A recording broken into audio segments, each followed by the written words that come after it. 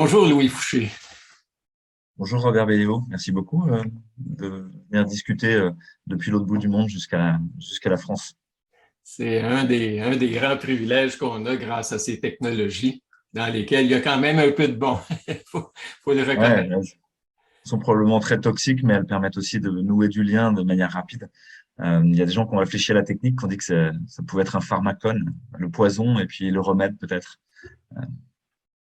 Comme beaucoup de choses. T'es anesthésiste et réanimateur. Chez nous, un anesthésiste, ça endort les gens, hein? Et puis, t'es passé de quelqu'un qui endormait les gens à quelqu'un qui s'est mis à les éveiller. Alors, c'est un changement de paradigme assez important. Comment tu as opéré ça? Comment tu as fait ça? Est-ce que ça a été quelque chose qui s'est imposé à toi ou comment tu as Euh, amorcé ce processus-là? Effectivement, c'est une grosse transformation et puis ça fait 1 an et demi ou 2 ans que ça dure, mais j'ai presque l'impression que ça fait 10 ans que j'aurais pris déjà pas mal de cheveux blancs et de cheveux gris. Euh, Et il y a une grande transformation pendant tout ce temps-là, alors qu'il est contraint, comme si on était dans un creuset alchimique en train de bouillir sur la marmite, qu'il fallait transformer le plomb en or. Alors effectivement, moi j'étais médecin anesthésiste réanimateur, plutôt à faire de la réanimation, Mhm. avec les grands brûlés, avec les malades d'hématologie, les gens qui ont des lymphomes ou des leucémies. Et puis cette médecine-là, elle est à la fois très puissante, c'est-à-dire que tu claques dans les doigts, tu as un scanner, tu claques dans les doigts, tu as 4 ou 5 infirmières qui viennent t'aider, tu as de la noradrénaline, des médicaments, des drogues très puissantes qui permettent de remettre la tension en route, des machines de dialyse, des respirateurs qui permettent de remplacer la respiration. Donc il y a comme une impression de toute puissance avec la technique. Sauf que quand tu sors de la réanimation, tu sais rien faire. Tu même pas soigner juste une petite pathologie du quotidien. Alors c'est paradoxal parce que tu as l'impression de pouvoir ramener à la vie des gens qui ont des maladies très graves comme des chocs septiques, des grosses infections, alors que leur système immunitaire n'arrive pas à y faire face. Et puis tu te sens complètement incapable devant juste la tristesse, le burn-out, le petit désespoir du quotidien, le rhume, voilà, les dérangements digestifs ou bien juste de la fatigue, des gens qui n'arrivent pas à dormir, tous les maux de civilisation auxquels on est confronté. Et ça faisait longtemps que je réfléchissais à la question des systèmes techniques, c'est-à-dire à quel point, petit à petit, plus on complexifie un système technique, là la réanimation en l'occurrence, le système de santé, plus tu en deviens en fait l'esclave, plus tu es le conducteur du système technique, tu es même conduit par le système technique à la fin. On pourrait dire que ce serait un mot compliqué, mais que tu es prolétarisé. C'est-à-dire que tu es comme l'ouvrier dans la chaîne de montage, comme Charlie Chaplin dans les temps modernes, quand il essaye de serrer les boulons et que ça va toujours plus vite que ce qu'il sait faire. Alors, il est humain, trop humain, il est à la fois absurde et touchant, mais il est pris de vitesse en permanence. Et là, le système de santé, moi, il commençait à me prendre de vitesse en permanence, que j'arrivais plus à décider quelle médecine j'avais envie de faire. Il y a toujours des protocoles, il y a toujours des standard operating procedures qui sont donnés par les la haute autorité de santé en France ou les sociétés savantes. Et tu sais pas d'où ça vient, en fait. T'as plus le pouvoir. Tu as perdu le pouvoir sur ce que tu es en train de faire. Et tu peux même plus rêver du système de santé que tu voudrais. Tu es par définition toujours en retard et tenu de te mettre en conformité. Chaque année, la haute autorité de santé, elle change les critères d'évaluation et d'accréditation, de certification, ce qu'on appelle les critères qualité. Et en fait, tu dois rattraper le retard. Tu te trouves toujours en faux, quoi. Et je crois que c'est vrai pour la médecine, mais c'est vrai pour plein d'autres champs de notre société. C'est-à-dire que de partout, la technique est devenue tellement prégnante que l'humain, il est plus qu'une variable dans la technique. C'est pas toi qui maîtrise Waze, c'est pas toi qui maîtrise Google, c'est Google qui t'intègre dans son algorithme, quoi. Donc ça a été, même avant le Covid, une prise de conscience du niveau d'impuissance systématique dans lequel j'étais mis et la toute petite brèche où on me faisait semblant de me rendre tout puissant. Tu vois, comme ces pubs qui te disent avec ton smartphone, tu auras tous les pouvoirs, quoi. Mais bon, hein, si t'as plus ton smartphone, tu sais plus rien faire, quoi. Tu peux C'est plus acheter ça. à manger, tu peux plus commander un taxi, tu peux plus même trouver du savoir parce que faudrait en permanence que tu ailles voir sur Google et sur Wikipédia dès que tu as la moindre question, quoi. Donc, enfin voilà. Donc ça, c'était une prise de conscience il y a longtemps. Et le Covid, ça a comme été un révélateur. Vraiment, je me suis dit, il y a quelque chose qui va pas. Je comprends rien à ce qui se passe. Et la première chose, ça a été de dire, je comprends rien, quoi. Et tout seul, j'arriverai rien à comprendre, j'arriverai rien à faire. Alors, j'ai juste appelé à l'aide, quoi. J'ai fait d'abord le constat de mon impuissance, comme Job quand il est assis sur son tas de fumier et qu'il invective Dieu en disant, mais pourquoi moi, quoi. Tu au milieu des scories, au milieu des cendres. Et il y a un auteur que j'aime bien qui s'appelle Christiane Singer, et une mystique qui fait toujours le grand écart entre une vision très noire du monde et puis en même temps le fait que ça suinte de sens, ça suinte d'amour partout. Et elle écrit un livre qui s'appelle Du bon usage des crises, où elle écrit que les crises sont là pour nous éviter le pire. C'est une chance. Alors je me suis souvenu de ce livre que j'avais lu il y a longtemps. J'ai peut-être que cette crise, elle est là pour m'éviter le pire, qui serait d'avoir une vie sans naufrage, une vie sans heurts, une vie sans bifurcation. Parce qu'effectivement, le plus facile, c'était de continuer à être anesthésiste, hein. Même anesthésiste dans le privé, j'aurais gagné plein de sous, pas beaucoup bossé. Et voilà. Donc moi, j'étais dans le secteur public et à bord d'un bateau qui à l'évidence était en train de s'effondrer depuis longtemps.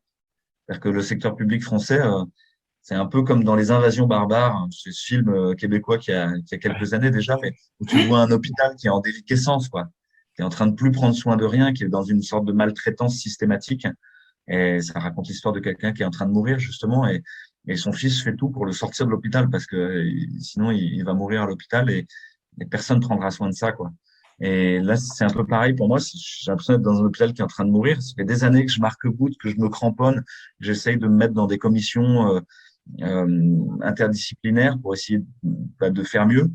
Donc, j'ai été président de la commission qualité, en gros, de mon hôpital. J'étais aussi président du comité de lutte contre la douleur pour essayer d'améliorer la prise en charge de la douleur pour les patients. Et à chaque fois, je me rendais compte que c'était des usines à gaz. Ça aboutissait à l'inverse, quoi, une sorte de maltraitance systématique.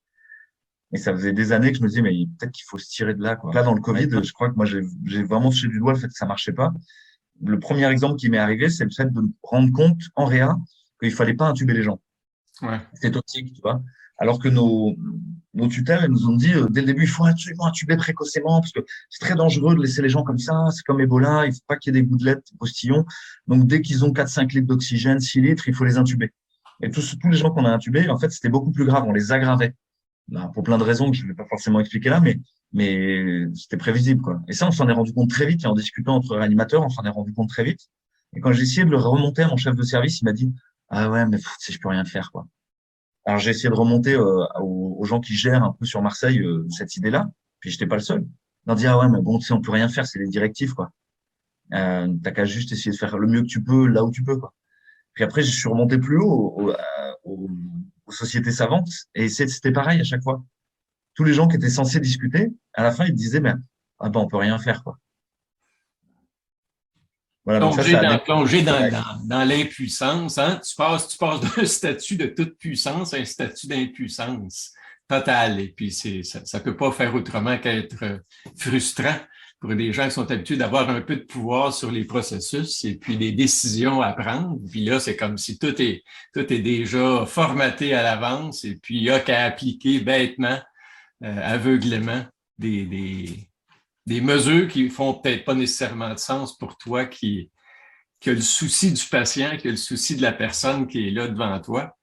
Et puis, c'est comme si ça s'était perdu dans des procédures et puis dans des algorithmes. Et puis, tout le monde devait aveuglément arriver à la même solution, la solution qui est parachutée d'en haut et puis qui est pas nécessairement efficace, pas mais qui est décrété, qui est obligé, qui est comme c'est le créneau par lequel il faut passer, sinon on va se faire ramasser par les autorités, par les ordres qui vont nous pourchasser.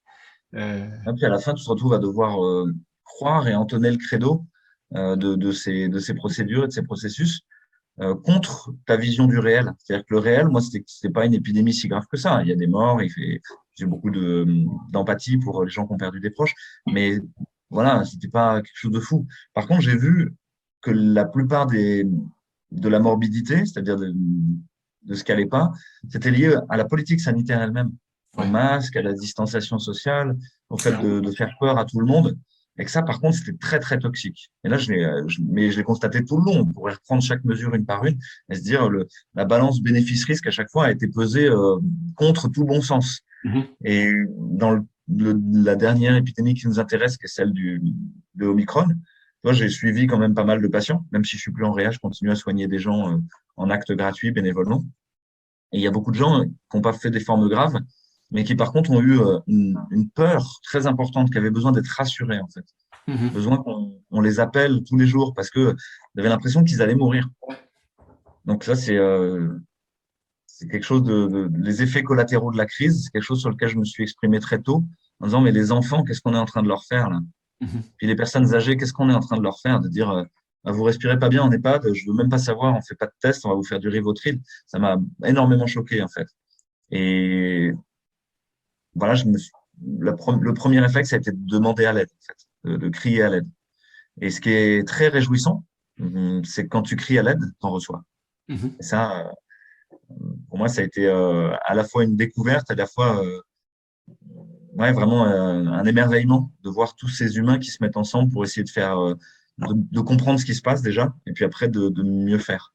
Et alors pour comprendre, on s'est groupé entre scientifiques et chercheurs, universitaires, médecins et soignants. Mais très rapidement, on s'est dit, là, on va essayer de comprendre avec la tête, quoi, que avec les neurones de la caboche, quoi. Et ça suffit pas parce que dans cette crise, il y a autre chose, c'est plus profond que ça. Et on a besoin de comprendre aussi avec le cœur, avec les tripes.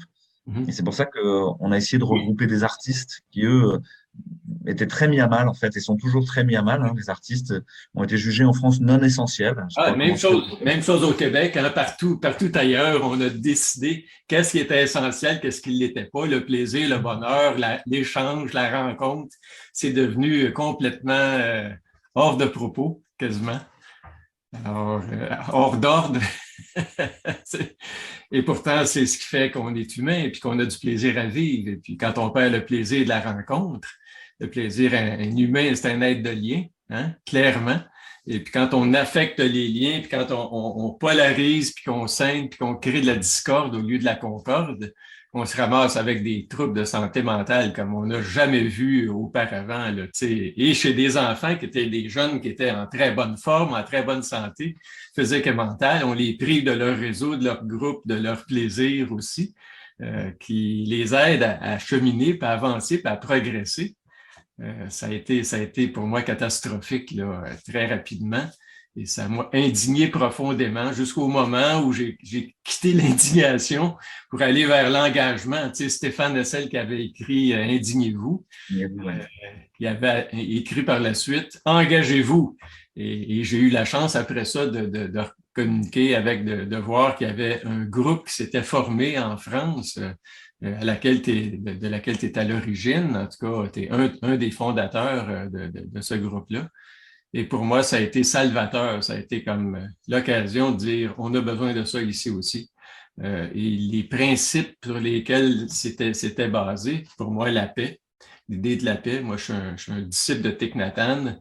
Et puis, alors, la paix, pour moi, ça fait partie des outils fondamentaux. Si on change par quelque chose de violent, on va se ramasser à mauvaise place. Alors, comment on fait pour préserver, alors qu'on est agressé, préserver la paix intérieure, c'est vraiment quelque chose puis qu'on est plongé dans la peur, dans une peur panique, alors qui a été entretenu systématiquement par les médias et puis qui ont menti à tour de bras, puis qui n'ont pas mis tu sais, qu'il y a tant de morts aujourd'hui de ou associés à COVID, mais jamais dire, mais il y a aussi, tous les jours au Québec, au mois de janvier, 200 décès par jour.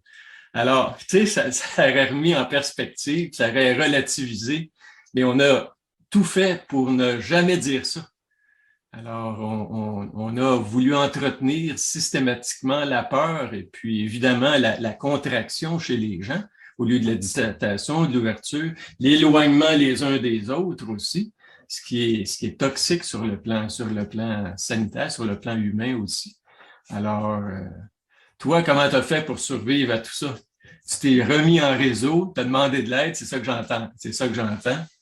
Ouais, exactement. Ouais. C'est de retrouver le lien. Tu l'as dit, la distanciation. Nous, on appelle ça distanciation sociale en France. Ouais. On aurait pu discuter une distanciation physique, quoi, de pas aller cracher sur le voisin, bon, ok, se laver les mains, mais de dire c'était une distanciation sociale, Ouais. ça c'est vraiment les mots ont été choisis d'une drôle de manière parce qu'on est vraiment dans la séparation, la division, quoi. Ça c'est le travail du diable, hein, celui qui Oui. sépare. Ouais, tout à Euh, fait. et, et quelle surprise, on découvre au passage qu'on est des êtres de lien, des êtres de partage, des êtres d'amour. Bon, il y a des gens qui avaient dit qu'on était des animaux sociaux, des animaux politiques, mais on le sait bien, ça, c'est pas quelque chose de nouveau. Alors, ça a été ça l'élément de résilience pour moi, c'est d'essayer de retrouver du lien à Mhm. tous les endroits, partout, et de trouver qu'il y avait plein de gens qui se posaient des questions et que c'était pas, ça allait pas de soi. Tu l'as dit, je crois que c'est vraiment l'enjeu, l'histoire de la peur et l'histoire du lien. Parce que les peurs, elles sont la peur du virus ou la peur de l'épidémie, mais c'est aussi la peur du gouvernement mondialiste qui voudrait prendre le pouvoir, et de Bill Gates, etc. Et en fait, à chaque fois, ce sont des peurs irrationnelles. C'est-à-dire que la peur, c'est basé sur une bulle d'imaginaire qui t'emmène comme une montgolfière et qui fait que tu touches plus terre, quoi. Et tes décisions, elles vont plus être mues par un contact avec le réel.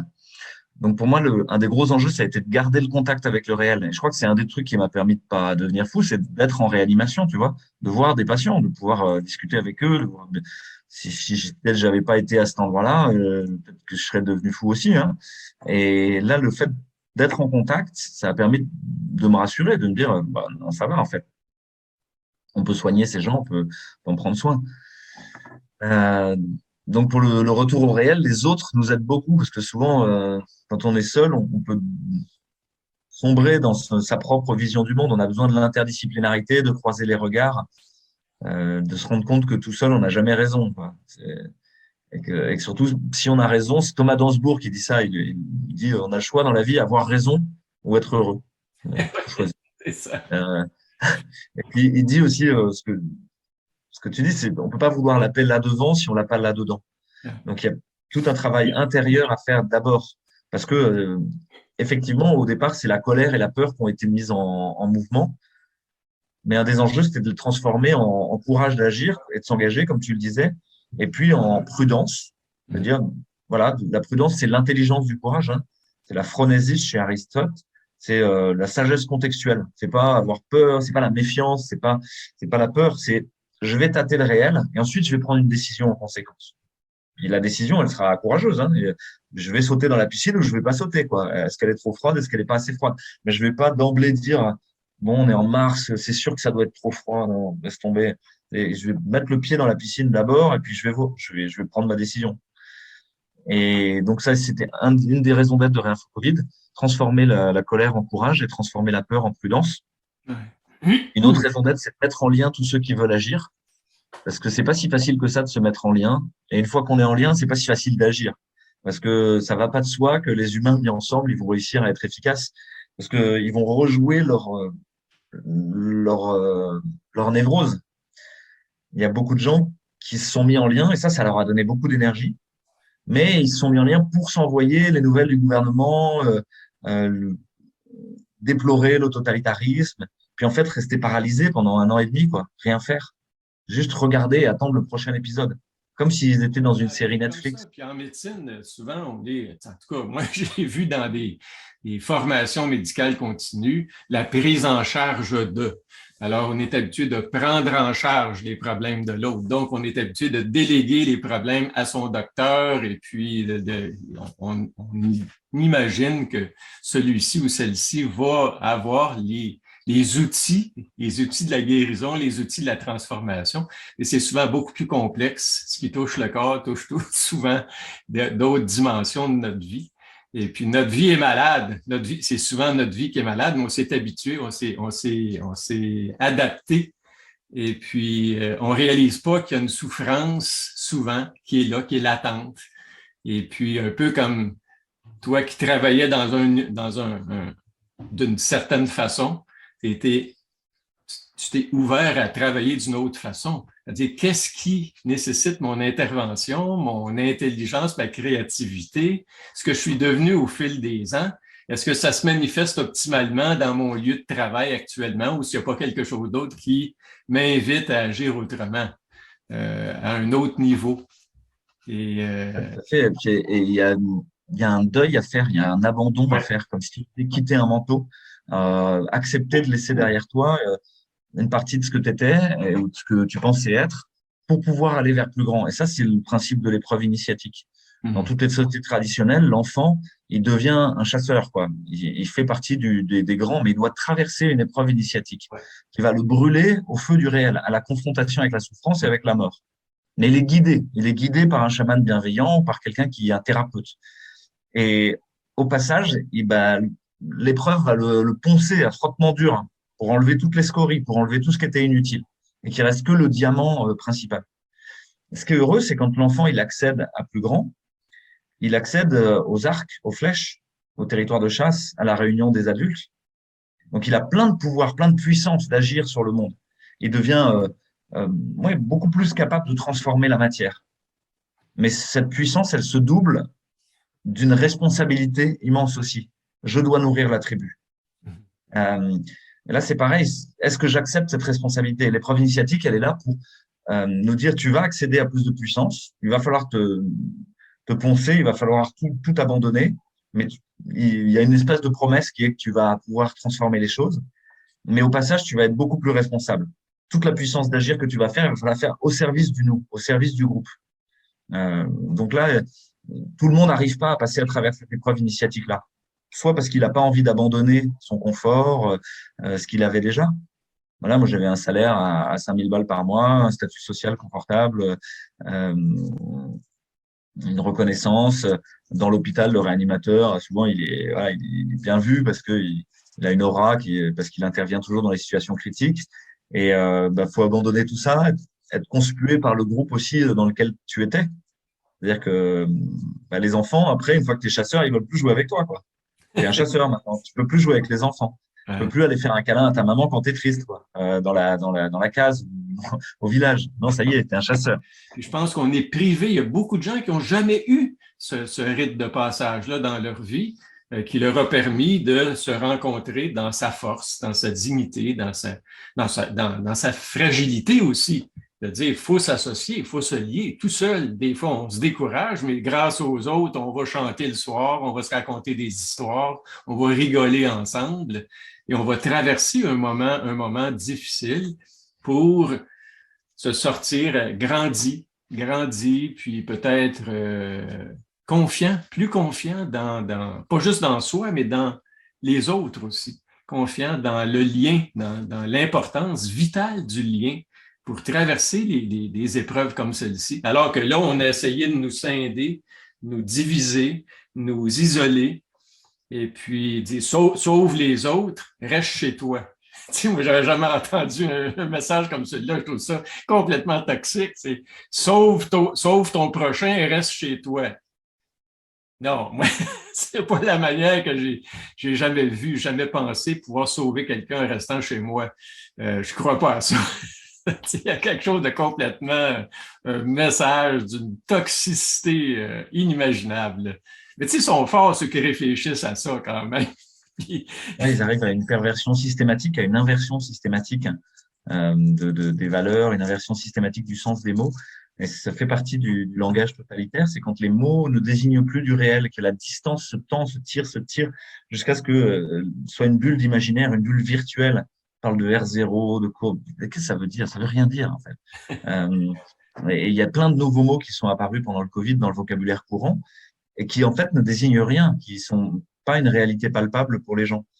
C'est drôle que tu parles qu'on parle ensemble de cette question de l'épreuve initiatique. C'est tout le sujet d'une conférence que je suis en train de faire un petit peu partout en France. Euh, mais pour moi, la vie n'est qu'une suite d'épreuves initiatiques. Qu'une confrontation et l'épreuve initiatique, c'est une confrontation à la souffrance et à la mort, dans laquelle je vais prendre conscience que je suis mortel. Effectivement, je vais mourir. Et je suis fragile. Et tout seul, je ne peux rien.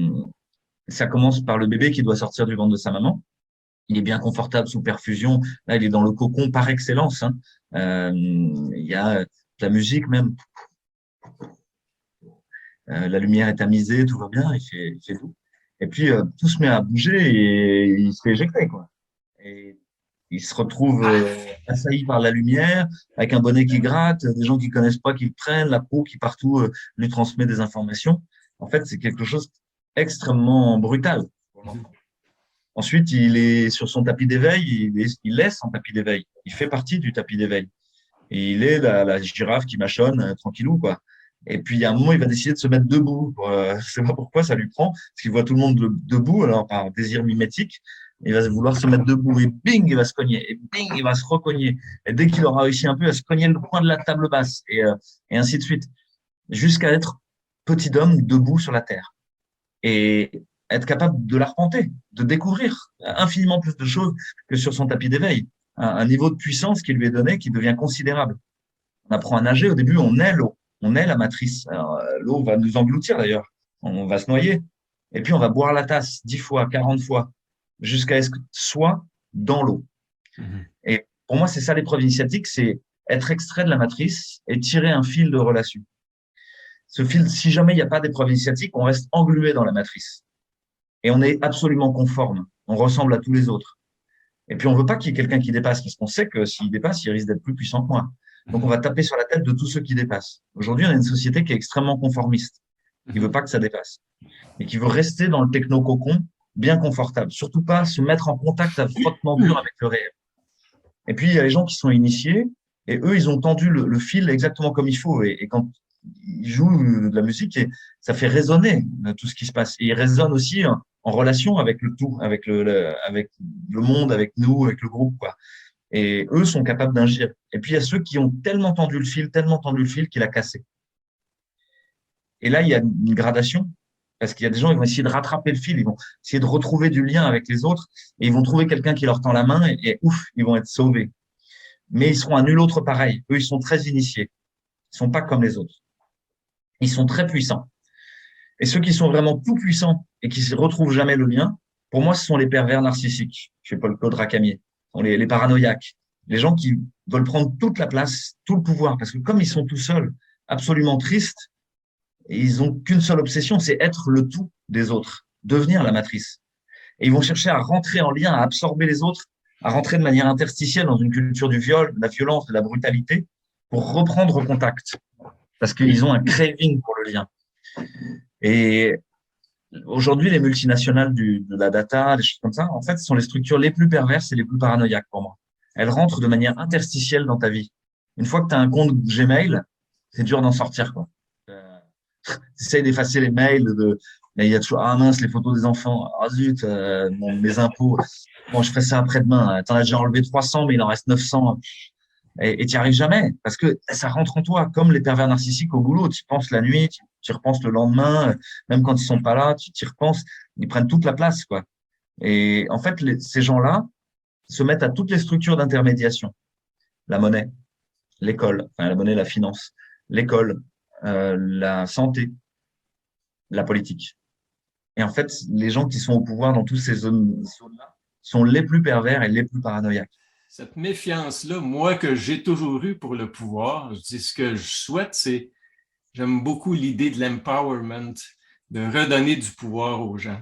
Dire, accédez à votre pouvoir, activer, actualiser le pouvoir, les potentialités qui sont là, qui sont latentes souvent, puis créer les conditions pour que vous puissiez faire l'expérience de ce pouvoir-là. Pas la toute-puissance, mais un certain pouvoir. Et puis actuellement, on a été, je ne sais pas si vous avez certainement eu le sentiment d'être contracté, d'être réduit par le pouvoir en place, qui lui décide à ta place ce qui est bon pour toi, puis tu n'as plus voix au chapitre. Même les médecins, tu sais, les médecins, notre ordre médical à nous autres, au Collège des médecins, imposaient la vaccination à tous ses membres, ne disaient pas, vous avez les connaissances qu'il faut pour dire oui ou non en fonction de votre évaluation de la situation, votre évaluation du risque, les avantages, les inconvénients, vous êtes bien placé pour faire ça. Non, non, il faut donner l'exemple aux gens. Donc, soumettez-vous aux experts, à ceux qui savent, à ceux qui ont les connaissances qu'il faut pour savoir qu'il y a un danger, puis il y a une solution. Puis pas deux solutions, il y en a une, puis ça passe par cette injection-là. Moi, que j'appelle pas la vaccination, mais l'injection plutôt. Et puis, ne réfléchissez pas. Soumettez-vous.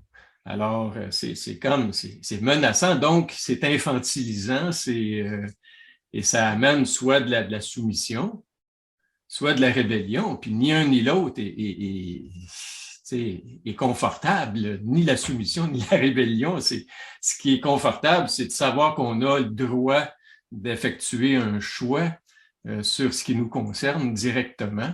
Et puis là, on est perçu comme des égocentriques. En tout cas, c'est l'espèce de message qu'on a envoyé. Si vous êtes altruiste, vous allez vous faire vacciner. Pas pour vous, pour les autres.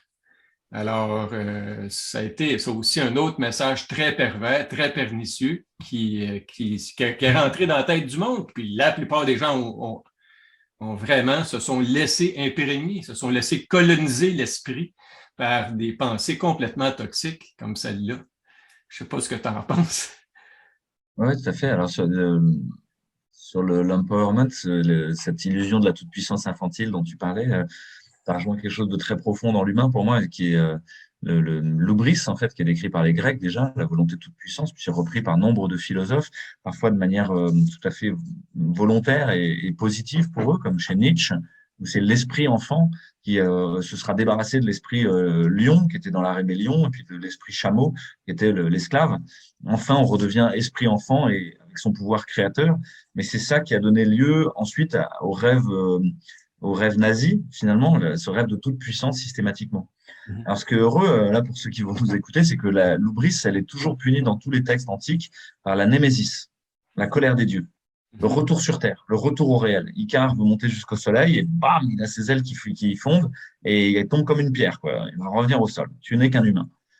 Pareil pour Icare. Alors, Icare, c'est un titan, hein, c'est un semi-dieu, mais il va essayer de voler le feu aux dieux et il va se faire bouffer le foie pour l'éternité par un vautour. À son rocher.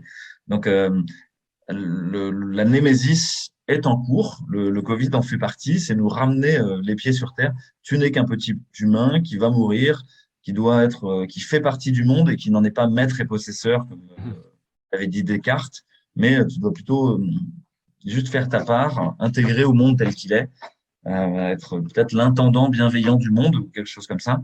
Mais voilà. Après, sur la deuxième partie qui est à quel point le pouvoir met en contrainte. On a fait un texte avec mon épouse qui en fait est de la gratitude pour ça. Ouais. Et de lui dire que cette contrainte-là, elle déploie le champ des possibles. Ouais. Jamais j'aurais été mis en mouvement s'il n'y avait pas eu le Covid, s'il n'y avait pas eu des médias qui mentent, jamais. Peut-être je serais resté une vie entière dans la caverne à regarder le mur du fond, comme dans le mythe de Platon. Dans le confort. Voilà, il y a un moment apocalyptique qui te sort de ta bulle de confort et où, paradoxalement, on a l'impression d'être dans une impasse, de tout devoir subir. Et en permaculture, on dit il y a toujours au moins une autre façon de faire. Et les gens qui se sentent contraints, ils peuvent se souvenir de ça, se le répéter comme un mantra, il y a toujours au moins une autre façon de faire. Mais parfois, c'est quelque chose d'imprévu, de paradoxal. Et ça peut être de la révolte, comme tu l'as dit. Il y a beaucoup de gens qui sont dans la révolte, qui vont vouloir prendre l'élection présidentielle, faire des manifestations, jeter des briques contre le palais de l'Élysée ou contre le Parlement. Mais pour moi, on doit danser avec l'adversaire. Ouais. Dans les arts martiaux, quand le combat se produit, c'est très différent le combat et la guerre. La guerre, c'est la volonté d'éradication de l'ennemi. Et je vais partir de plus loin, c'est ce que René Girard appelle le désir mimétique. René Girard, c'est un penseur qui travaille à Stanford, qui est français, et qui a dit, mais en fait, moi, quand mon grand frère, il a un jouet, je veux son jouet. Mais en fait, je veux pas son jouet. Je veux être mon grand frère. Parce qu'il est grand, parce qu'il est beau, et qu'il est fort. Parce que j'ai plein de neurones miroirs, on dirait aujourd'hui en neurophysiologie. Mais lui, il parle du désir mimétique. Et il en parle comme une sorte de malédiction, en disant, mais c'est toujours comme ça. Hein. Je vais vouloir la femme de mon voisin, je vais vouloir sa bagnole, je vais vouloir son métier, parce que je veux être lui, à la place de lui. Mais je peux pas. Et comme je peux pas, il va se produire une violence mimétique. Cette violence mimétique qui va chercher, avec une spirale qui va aboutir jusqu'à la guerre totale, à essayer d'éradiquer l'autre. Mais je peux pas éradiquer l'autre. Parce que si je l'éradique, j'existe plus non plus. Et ça, c'est l'idée du combat. C'est l'idée que je dois rester au contact de l'autre. En aïkido, on lâche pas l'adversaire. Si on le lâche, on se fait taper dessus. On doit rester au contact. Et pas tirer sur son bras ni rien, le laisser tomber dans sa faille. Trudeau tombe dans sa faille tout seul. Le convoi était exemplaire en termes de non-violence. Je veux dire, il y a pas eu de débordement, pour ainsi dire. Moi, j'en ai pas vu. Ou alors, ils ont été orchestrés par le pouvoir. Et Trudeau poursuit son rêve fou totalitaire et le montre au grand jour. C'est-à-dire que là, ceux qui ne voulaient pas voir, ils le voient. Tous les complotistes qui leur disaient, attendez, on est dans un déferlement totalitaire, techno-numérique, tout ce que vous voulez, sanitaire, mais on est dedans, quoi. Vague après vague, on nous emmène vers quelque chose qui n'est pas souhaitable collectivement.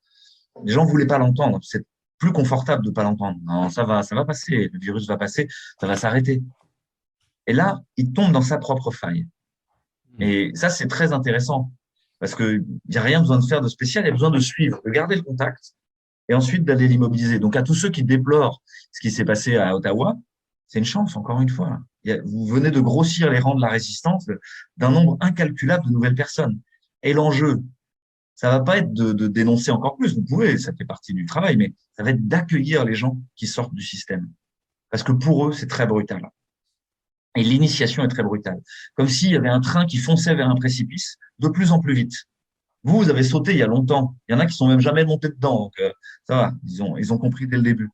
Vous avez un peu roulé dans la paille et les cailloux, mais ça va, c'était correct. Là, vous imaginez, le train va à 200 à l'heure et vous leur demandez de sauter. Mais il va falloir les accueillir, parce qu'ils vont se faire mal. Et ça, c'est le gros du travail, à mon avis, de Réinfo Covid, c'est d'accueillir tous ceux qui vont vouloir venir. Ah, c'est clair. Puis plus ça brasse, parce que pour moi, ce que ça met à jour aussi, c'est comment on est attaché au confort. La plupart des gens, comment on est attaché au confort, aux habitudes, au connu. Et puis, on a de la difficulté à accueillir l'inconnu, l'imprévisible, l'inédit. Et puis, on est dedans actuellement, dedans quelque chose d'inédit. Là, tu sais, je regarde les comportements de Trudeau qu'on voit apparaître. On voit apparaître le monstre. Et puis, comment on conjugue avec ça? Qu'est-ce qu'on fait? Est-ce qu'on fait un repli? Puis en même temps, c'est un monde, c'est son monde à lui qui essaie d'imposer. Puis la plupart des gens souhaitent, devant un danger, une menace, une peur qui est utilisée comme pour...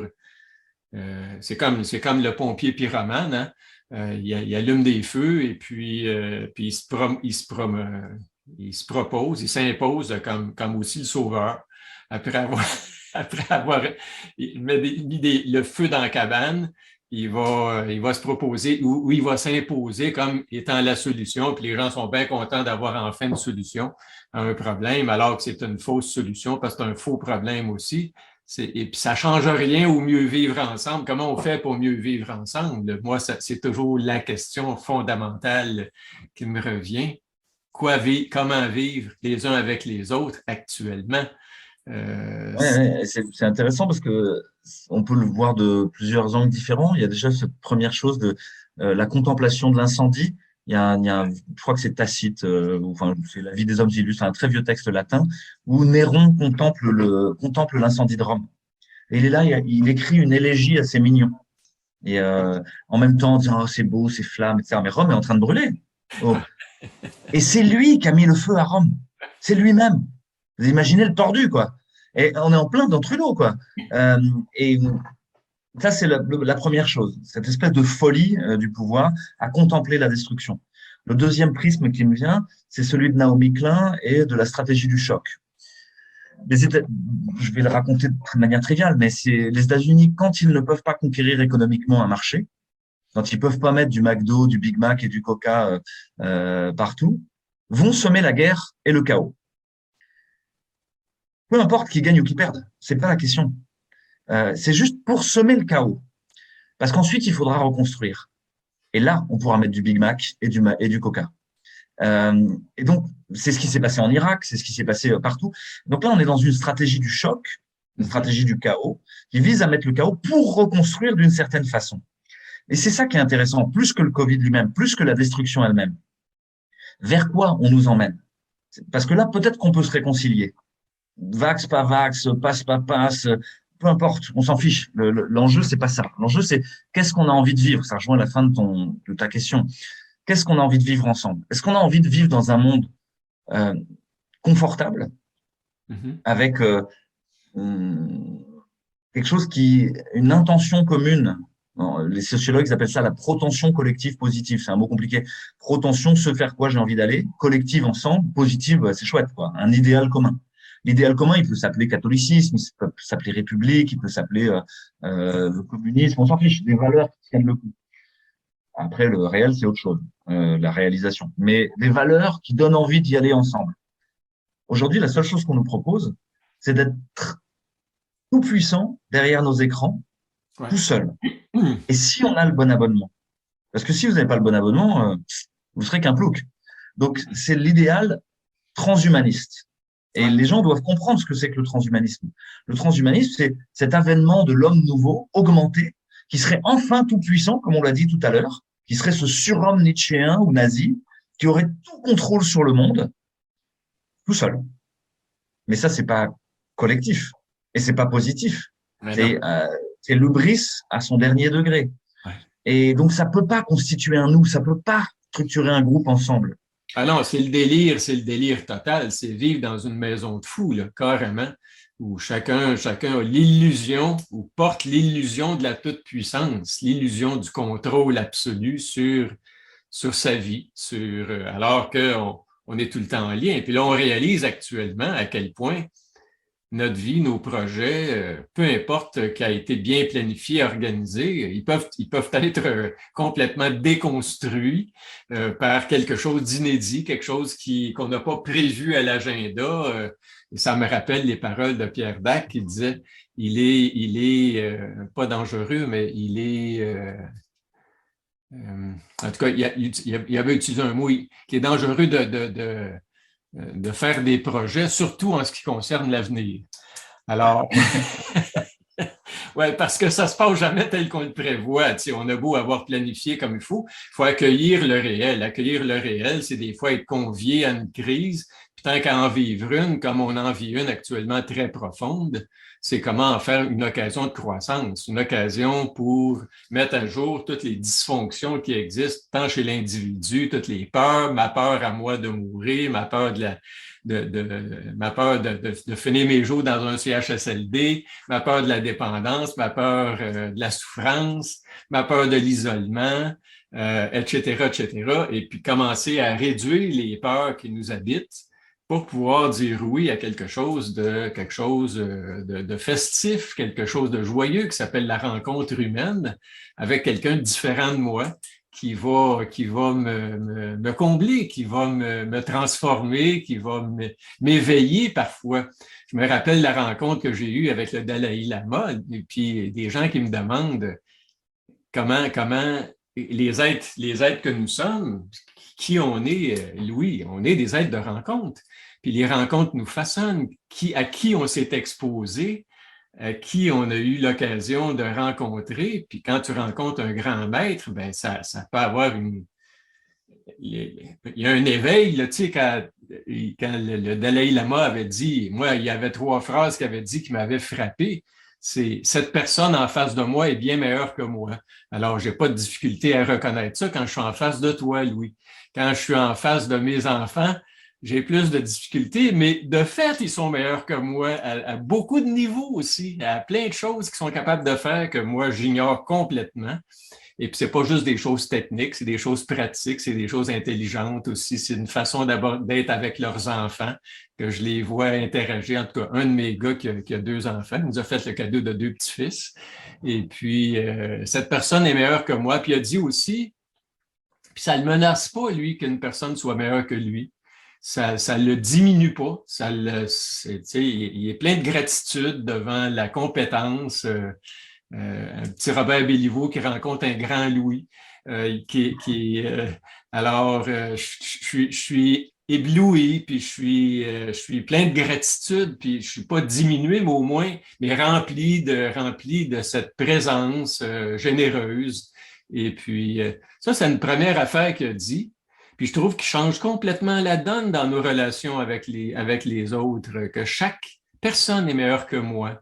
Cette personne-là sait des choses que j'ignore et puis peut me faire miroiter, me faire voir des dimensions qui sont dans mes angles morts et qui peut m'éveiller à des dimensions, à une vulnérabilité, une fragilité que j'ai de la difficulté à reconnaître. Il a dit aussi, à une question qui lui était posée, je ne le sais pas. Et moi, ça m'a tellement rafraîchi d'entendre le Dalai Lama dire quelque chose comme, je sais pas. Ça me dit, Robert, toi aussi, tu peux dire ça, je ne le sais pas. Tu sais, c'est comme, tu sais, des fois, les patients viennent voir, qu'est-ce que j'ai, docteur? Je ne sais pas. Ouais. Ah, c'est pas facile, hein. Ouais. On est Et supposé savoir, puis on va élaborer des trucs alambiqués à un moment donné, des systèmes puis ça rassure le patient que le docteur sait, mais en fait, c'est largement illusoire parce que c'est complexe, un humain, puis il y a des éléments qu'on connaît, des éléments qui sont cachés, qui sont sous, tu sais, c'est comme l'iceberg, la pointe de l'iceberg, c'est la maladie, le symptôme, mais tout le reste qui est sous l'eau, c'est le plus important.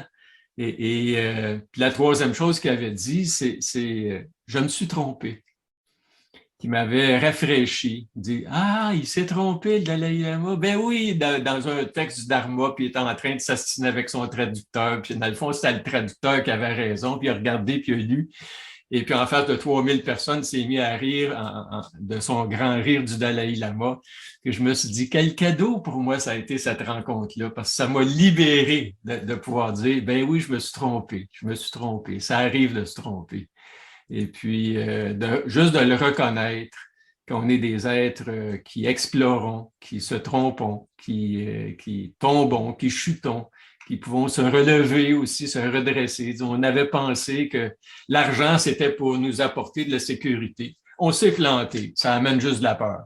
Alors, c'est reconnaître à un moment donné qu'on était dans l'illusion et puis qu'on vivait dans un délire qui est collectif ou qui est entretenu par certaines personnes qui ont intérêt à maintenir ce délire-là.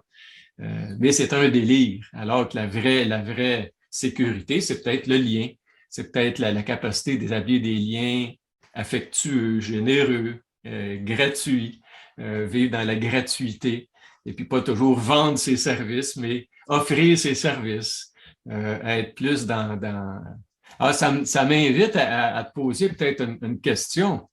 Je sais, ça fait déjà un bout de temps qu'on discute, mais dans ton changement de cap, y a-tu eu des lâcher-prises qui ont été plus difficiles à faire que d'autres par rapport à tes conditions de vie matérielle, par exemple, ou si tu étais dans des dispositions suffisamment sécures pour pas avoir de peur par rapport à l'avenir de tes enfants, parce que tu as quand même 3 enfants. Moi, à 42 ans, je ne suis pas sûr que j'aurais été capable de mettre un terme à ma pratique parce que j'avais encore des impératifs financiers, là, des enfants qui avaient besoin des sous de papa, puis j'aurais eu un peu de difficulté, là, j'étais pas suffisamment, j'avais pas une pratique très lucrative.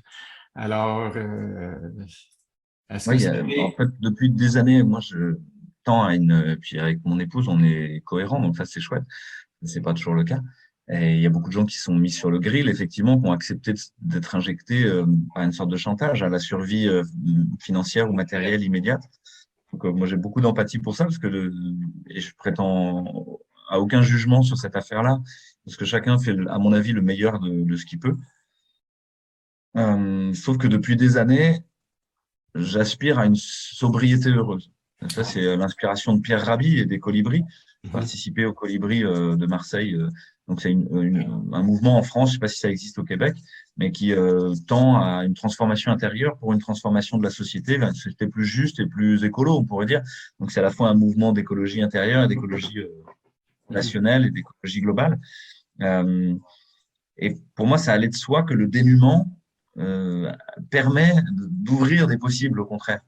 Que moins je possède, moins j'ai d'emmerdements de gens riches, quoi, tu vois. Et c'était très ancien aussi. Mes parents m'ont dit, bah, fais très attention à être pas trop riche. Et je Ouais. comprenais pas, tu vois. C'est quand on devait avoir je demandais un jouet ou quelque chose, tu vois.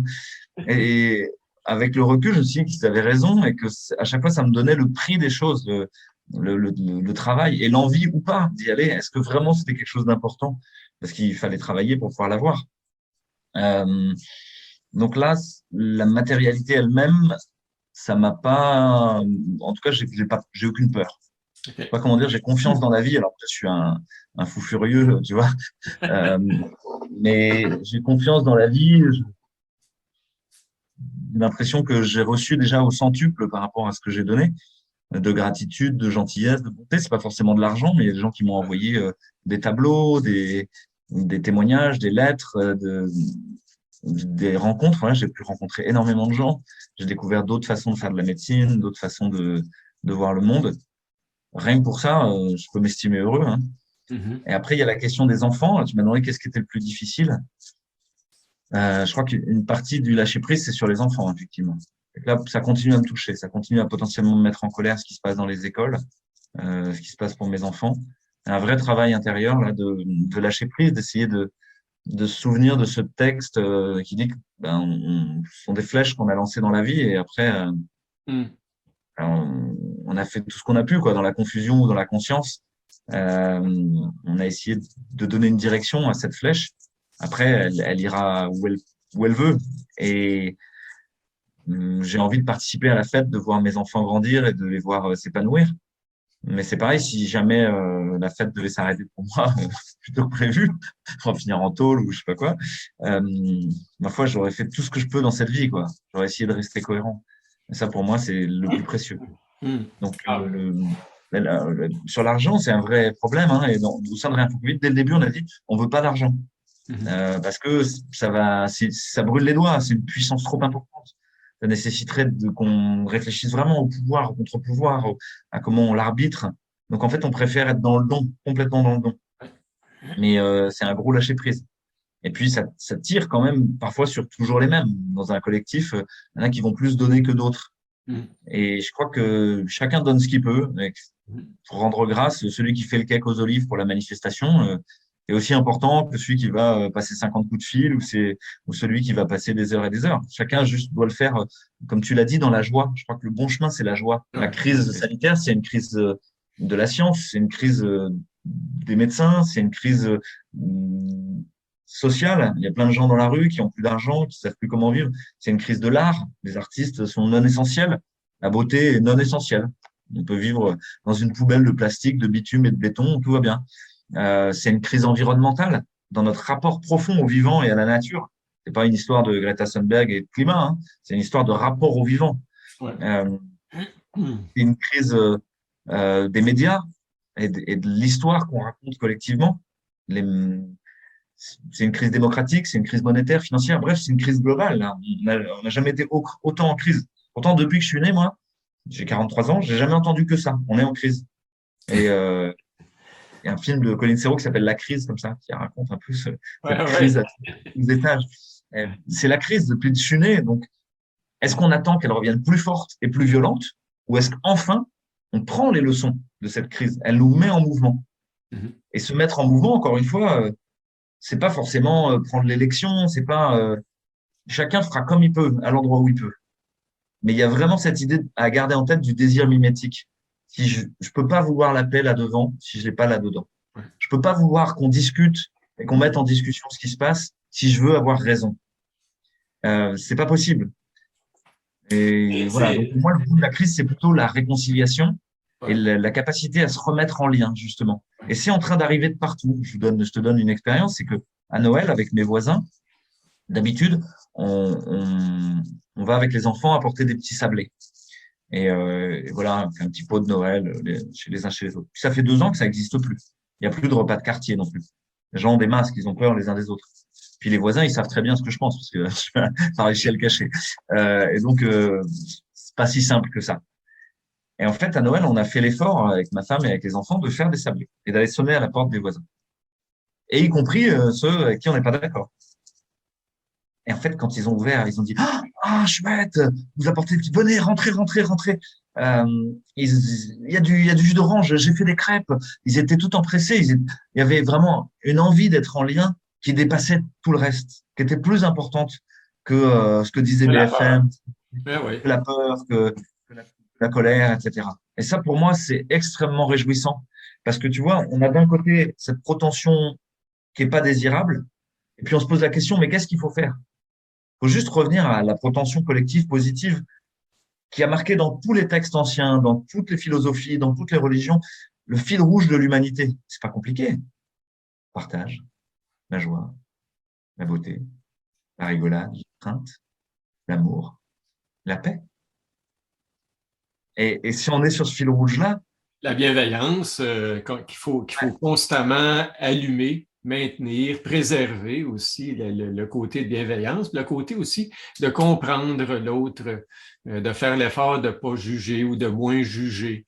Même si c'est un premier réflexe, celui de juger ceux qui ne pensent pas tout à fait comme nous on pense, comme on croit. De s'intéresser à l'autre quand il ne pense pas comme nous.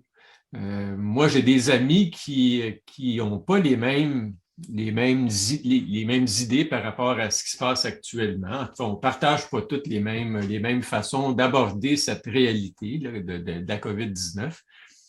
Et puis j'ai des amis qui s'intéressent à ce que je pense, comme je m'intéresse à ce qu'ils pensent aussi. Et puis avec eux autres, même si on diffère d'opinion, l'amitié, puis le lien, il est encore là parce qu'il y a du respect mutuel, puis il y a de l'intérêt à l'autre, il y a de la curiosité envers le point de vue de l'autre. Il n'y a pas la prétention à avoir raison, puis à vouloir imposer donc ses vues, ses volontés, ses croyances, ses idées. Puis il y en a d'autres amis, assez curieusement, où viens pas bouger, viens pas toucher à mes certitudes, là. C'est fragile, mes certitudes, puis ça me réconforte, ça me rassure. Alors, si tu viens ébranler ça, cet échafaudage-là, tu viens pas me rendre service. Alors, il y a quand même un attachement. Tu fais violence à l'autre, en fait, à ce moment-là, et il va te rendre de la violence, quoi. Ouais. Il sent ça comme une violence, même si tu as envie de partager une idée ou une autre façon d'aborder cette situation-là, ils sentent ça comme une violence. Il va y avoir tout un travail de réconciliation, de remise en lien par la suite. Moi, je pense qu'il va être une longue période Et c'est plus facile à dire de convalescence. C'est plus facile à dire qu'à faire parce que mon expérience, c'est surtout avec les gens qu'on aime et avec les gens qui sont proches, on a envie de leur crier ce qu'on a compris, comment on voit les choses et de les convaincre. Mais c'est Thomas Dansbourg qui dit, il n'y a personne qui a envie d'être un con vaincu. Ouais, voilà. Et effectivement, pendant des années, j'ai parlé d'écologie à des amis en leur parlant d'écologie crispée, en fait, d'écologie verdâtre, tu vois, des enjeux du pic pétrolier. Et ils disaient, mais on s'en fout, quoi. Et puis, il n'y a que quand moi, j'ai commencé à le vivre pour de bon, à avoir des poules, à avoir des abeilles, avec les enfants qui jouent les pieds dans la boue, un potager en permaculture. Puis, ils sont venus à la maison et leurs enfants, ils étaient joyeux de voir ça, de partager ça. Et j'ai rien dit, quoi. J'ai juste vécu ce que j'avais envie de vivre. Et au bout d'un moment, c'est eux qui ont commencé à vouloir le faire. Et j'ai des amis qui m'ont demandé pour installer une ruche. J'ai une collègue dont le mari est chirurgien dans le privé, tu vois. Ils ont une Porsche pour te situer un peu le schéma sociologique. Et jamais j'aurais pensé que ça pourrait les intéresser, tu vois. Et je leur en ai jamais parlé. Et en fait, c'est elle qui est venue me voir en disant, au fait, ton livre sur le zéro déchet, tu pourrais me le prêter, ça m'intéresse. Ah bon? Et ça se fait tout seul.